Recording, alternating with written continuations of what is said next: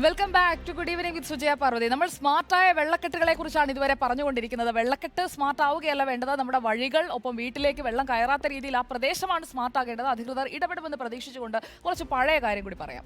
തമ്പാനൂരിലെ ജലദുരന്തത്തിന് അറുതി വരുത്തിയ ഓപ്പറേഷൻ അനന്തയെക്കുറിച്ച് നഗരവാസികളും അധികൃതരും ഇപ്പോൾ ഓർക്കുന്നതേയില്ല. രണ്ടാം ഘട്ടം തുടങ്ങാനിരിക്കെ ചിലയിടങ്ങളിൽ നിന്ന് എതിർപ്പുയർന്നതോടെ ഓപ്പറേഷൻ അനന്തയ്ക്ക് തുടർച്ചയുണ്ടായില്ല. പദ്ധതിയുടെ ഭാഗമായി നടപ്പാക്കേണ്ട നിർമ്മാണങ്ങളും നിലച്ചു. ശേഷിക്കുന്ന പണി കൂടി നടത്തിയില്ലെങ്കിൽ ദുരിതകാലം ആവർത്തിക്കുമെന്ന മുന്നറിയിപ്പ് കൂടിയാണ് ഓരോ മഴയിലും പെയ്തിറങ്ങുന്നത്. UDF സർക്കാരിന്റെ കാലത്താണ് പ്രളയ ലഘൂകരണ പദ്ധതിയായ ഓപ്പറേഷൻ അനന്തയ്ക്ക് തുടക്കമിട്ടത്. SS കോവിൽ മാഞ്ഞാലിക്കുളം റോഡുകളിലെ മഴക്കാലത്തെ വെള്ളമാണ് തമ്പാനൂരിലെ വെള്ളക്കെട്ടുണ്ടാക്കുന്നതിന് പിന്നിലെന്ന് കണ്ടെത്തിയതിനെ തുടർന്ന് പദ്ധതി നടപ്പാക്കുകയായിരുന്നു. ആസൂത്രണം ചെയ്ത ആകെ പ്രവർത്തനങ്ങളുടെ 1/3 മാത്രമാണ് ഇതുവരെ പൂർത്തിയാക്കാനായത്. 2016 ശേഷം പദ്ധതിയുടെ രണ്ടാം ഘട്ടം നടപ്പാക്കാൻ കളക്ടറെ ചുമതലപ്പെടുത്തിയെങ്കിലും ഒന്നും നടന്നില്ല. വിവിധ വകുപ്പുകളുടെയും കോർപ്പറേഷന്റെയും ഏകോപനമില്ലായ്മയെ തുടർന്നാണ് ഇത്. 2015 അന്നത്തെ ചീഫ് സെക്രട്ടറി ജിജി തോംസണും തിരുവനന്തപുരം കളക്ടർ ബിജു പ്രഭാകരന്റെയും നേതൃത്വത്തിലാണ് ഓപ്പറേഷൻ അനന്ത ഒന്നാം ഘട്ടത്തിന് തുടക്കമിട്ടത്. തലസ്ഥാന നഗരത്തിലെ പ്രധാന കേന്ദ്രങ്ങളായ തമ്പാനൂർ, കിഴക്കേക്കോട്ട, ചാല, പഴവങ്ങാടി എന്നീ പ്രദേശങ്ങളിലെ വെള്ളക്കെട്ട് ഒഴിവാക്കുക എന്ന ലക്ഷ്യത്തോടെ ഈ സംഘം ലക്ഷ്യബോധത്തോടെ പ്രവർത്തിച്ചു. 26 കിലോമീറ്റർ റോഡുകളിലെ കയ്യേറ്റങ്ങൾ ഒഴിപ്പിച്ച് പഴയ വീതിയിലേക്ക് കൊണ്ടുവന്നു.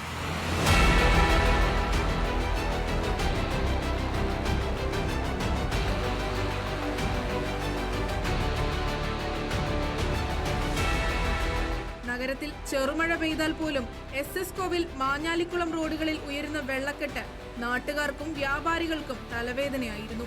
SS കോവിൽ മാഞ്ഞാലിക്കുളം റോഡുകൾ സമാന്തരമായാണ് കിടക്കുന്നത്.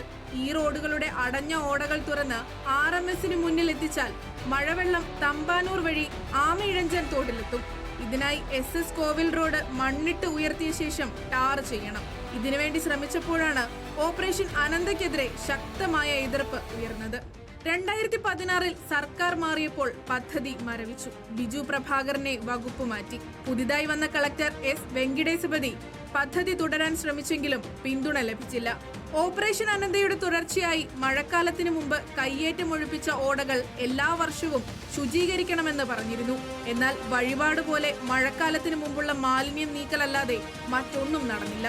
ഓപ്പറേഷൻ അനന്ത പോലെ കോടികളുടെ പദ്ധതി വെള്ളത്തിൽ വരച്ച വരയാണെന്നാണ് MLA ആന്റണി രാജു പറയുന്നത്. ദീർഘകാല പദ്ധതികളെ മാത്രം ആശ്രയിച്ചാൽ വെള്ളക്കെട്ടിന് പരിഹാരമാകില്ലെന്നാണ് വാദം.